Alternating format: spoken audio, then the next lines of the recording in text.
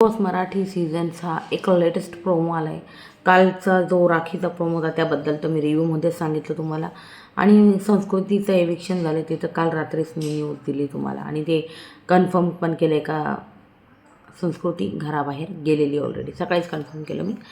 तर मी बोलणार आहे संकेतच्या गेमवर रितेश सरांनी प्रश्न उपस्थित केले की तुम्ही विशालचा 2.0 व्हर्जन दिसत आहे, म्हणजे बेटरने शॅडोमध्ये थोडासा.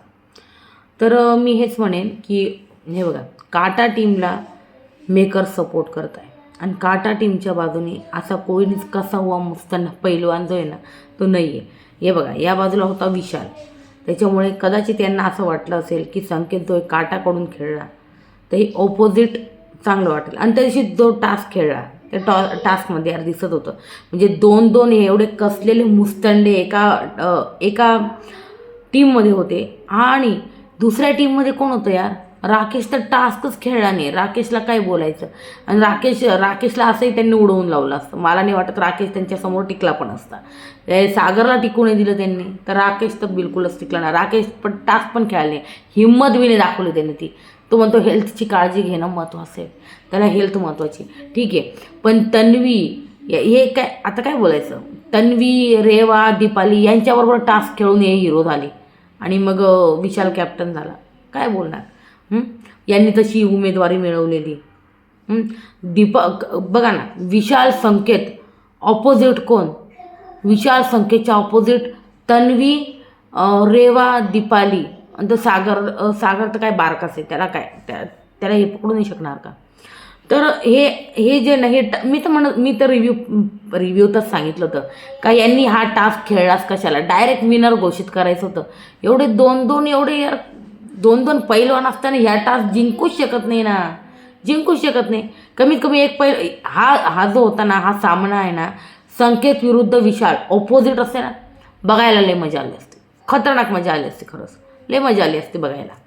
पण संकेत जो आहे काल संकेत विशाल ला कॅप्टन बनवायच्या म्हणजे समर्थनात होता आणि त्याच्यात बिग बॉस जसे वरतून रागवले ना त्याच वेळेस संकेतला कळालं का त्याला आता भाऊच्या धक्क्यावर बोलणे बसणार आहे.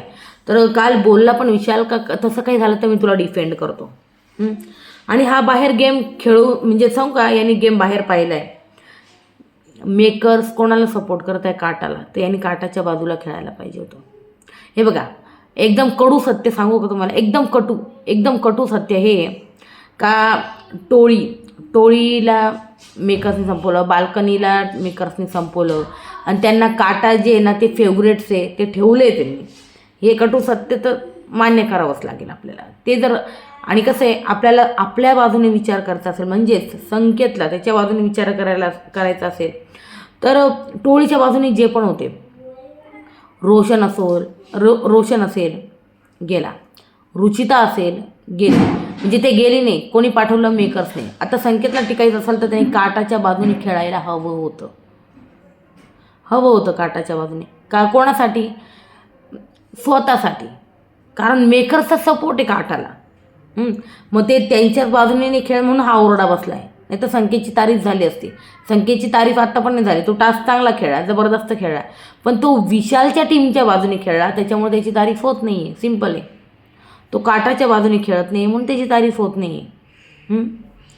तर या सगळ्या गोष्टी दिसत आहे आपल्याला. विशालच्या बाजूने रोशन खेळता रोशन गेला, रुचिता गेली, म्हणजे त्यांनी तिकडे यांना ठेवलंच नाही कोणाला त्या बाजूला स्ट्रॉंग असं.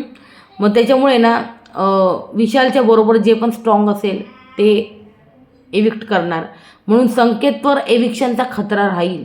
आता नाही पण 1-2 हफ्त्याने तर राहीलच. आता तर ठीक आहे संस्कृती गेली आहे, बट नेक्स्ट 1-2 वीकमध्ये जर संकेत असाच विशालबरोबर खेळत राहिला तर हे मेकर्स अनफेअर एविक्शन याचं पण करतील संकेतचं. मी सांगते तुम्हाला, रेवा राहून जाईल आणि संकेतचं एविक्शन करतील. का बरं, कारण मग ते टोळी ना खूप स्ट्रॉंग झाली. आता हे 2-2 मुस्तंडे झालेले त्याच्यात, टोळी खूप स्ट्रॉंग झाली.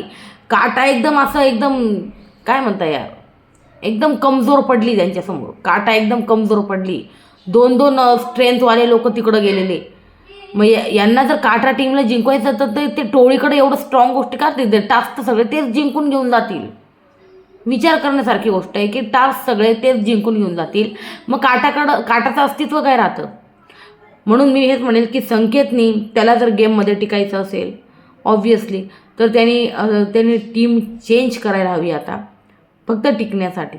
कारण मेकर्सचा सपोर्ट काटाला आहे आणि त्यांना 2 स्ट्रेंथवाले लोक ते टोळी म्हणजे विशालबरोबर नाही ठेवू शकत. ते विशालबरोबर जर संकेत खेळला तर ते एविक्ट करणार मेकर्स. याबद्दल तुमचं काय म्हणणं आहे मला नक्की सांगा कमेंट सेक्शनमध्ये. आणि मी हे पण सांगते सगळ्यात महत्त्वाचं तर संकेत जर विशालबरोबर खेळला जसं मी बोलली, दोघं स्ट्रॉंग, जबरदस्त स्ट्रॉंग, त्यांच्यावर परत अनुश्रीची भर, अजून कोणी हे जर 2 असले ना, मी तुम्हाला सांगते हे 2 विरुद्ध पूर्ण घर असले तरी हे दोघं कोणताही टास्क जिंकतील. समजलं, कोणताही टास्क जिंकतील एवढी स्ट्रेंथ आहे त्यांच्यात. त्याच्यामुळं कसं आहे, बिग बॉसला यांना ऑपोजिटमध्ये खेळवायचं होतं आणि आता हे जर एका याच्यात खेळले, आता संकेतला 1-2 वेळा समजवतील, 1-2 भाऊच्या धक्क्यावर समजवतील. संकेत नाही समजला, संकेतचं अनफेअर एविक्शन होईल बघा 1-2 वीकमध्ये. रेवा राहील, रेवा त्याच्यापेक्षा कमजोर आहे, पण रेवाचा काही गेम नाही, सागरचा काही गेम नाही, ते राहतील आणि संकेतचं एविक्शन करतील का. कारण मग ती जे टोळी तर आता असते तर नाही, पण विशालबरोबर जे त्यांनी ती एक वेगळी टीम बनवली नाव नसलेली, ती स्ट्रॉंग होतील ना. ते प्रत्येक टास्क जिंकत जातील भाई, प्रत्येक टास्क जिंकतील. सगळ्या ते इम्युनिटी, त्या पॉवर ज्या असतील त्याचे सगळं त्यांना मिळत जातील. काटा किती कमजोर पडून जाईल इथे. त्याच्यामुळे काटाला ते कमजोर पडू देणार नाही. ते बघेल संकेत काही चेंज करतो का नाही गेममध्ये, नाही तर संकेतचं अनफेअर एविक्शन 1-2 वीकमध्ये करतील. आणि रितेश सरांनी तशी त्याची क्लास पण लावली आहे, त्याची बँड पण वाजवली आहे संकेतची. विशालच्या अंडर खेळतो आहे असं, विशालची शॅडो दिसतो आहे असं माझं हे सगळं म्हणणं आहे. ते एकदा तुम्ही ना प्रभूला पण सांगा का तो तन्वीचा शॅडो दिसतो आहे आणि तो प्रभू तिच्या अंडर जो खेळतो ना, प्रभूने पण बाहेर येऊन खेळावं.